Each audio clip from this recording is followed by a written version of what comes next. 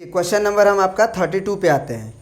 Question number 32 में बोल रहा है कि factorise x square plus 1/x² -2 और फिर -3x और प्लस 3/x, है ना। बढ़िया है। अब यहाँ पे पूरे में से अगर कुछ कॉमन देखो तो नहीं है। एक्स स्क्वायर है तो यहाँ x देखा जाए तो नहीं है, तो एक पूरे में से कुछ भी कॉमन नहीं है। लेकिन इन दोनों में तुम्हें क्या दिखाई दे रहा है कॉमन? इन दोनों में 3 का टेबल यहां भी है और 3 ऊपर यहां भी है, तो 3 तो हम बोल सकते हैं ना कॉमन है इसमें, केवल इसमें। और यहां पे देखो, यहां पे इसको हम बोल सकते हैं, ध्यान से समझना है ना। यहां पे थोड़ा सा एक फार्मूला यूज होगा और वो फार्मूला है ये a² + b² - 2ab क्या हो जाता है? a - b का होल स्क्वायर हो जाता है। बोलो। तो a को अगर हम मान लो इस फार्मूला में हम a के जगह पे x पुट कर दें और b के जगह पे 1/x पुट कर दें, तो ये फार्मूला क्या हो जाएगा हमारा? पहला a है तो a के जगह पे x डालेंगे तो x² प्लस b के जगह पे अगर 1/x रखेंगे तो 1/x² -2 इंटू x के जगह पे इंटू x, a की जगह पे और b के जगह पे 1/x, और बराबर में क्या होगा तुम्हारा a - b का होल स्क्वायर, यानी कि x - 1/x का होल स्क्वायर होगा। ये वाला x कट जाएगा।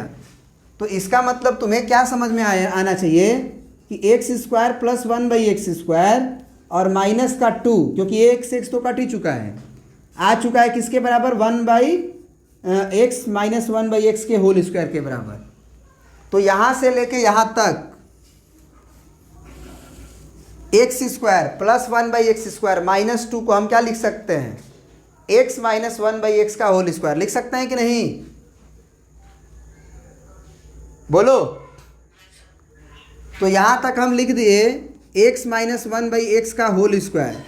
अब ये पूरी कहानी जो है यहाँ से लेके 2 तक इतना में कन्वर्ट हो गई। अब इसको देखना नहीं है।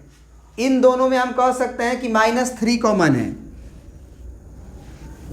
-3 कॉमन लोगे तो यहाँ x बचेगा, और एक्चुअल में अगर माइनस कॉमन लिए हो तो प्लस बदल जाएगा माइनस में, और अगर 3 कॉमन ले चुके हो तो यहाँ 3 × 1 बचेगा, तो ये 1/x।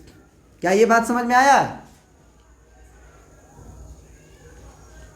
3 ऊपर में था, हमने कॉमन ले रखा है तो 1 बचेगा ना, तभी ना 3 × 1 3 1 जा 3 आएगा।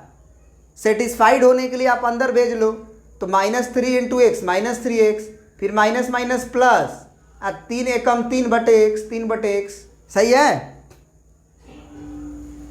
बोलो।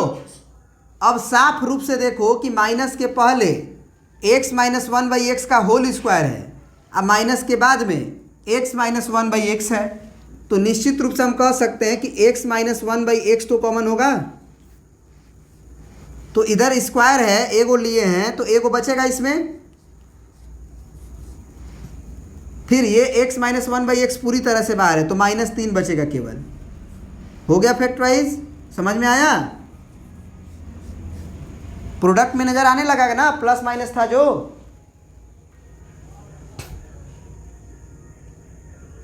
आया बात समझ में कि नहीं? एक्चुअल में ये हमेशा याद रखना, ये एक फार्मूला होता है।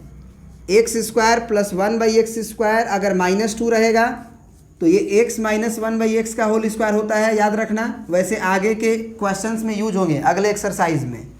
एक और फार्मूला x² प्लस 1/x², अगर यहाँ +2 होगा तो यहाँ पे बस हो जाएगा x प्लस 1/x का होल स्क्वायर, याद रखना।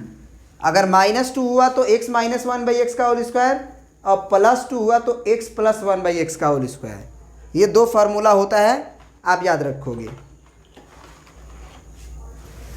नोट करके लिख लो कॉपी पे। चलिए, और भी कुछ पूछना है?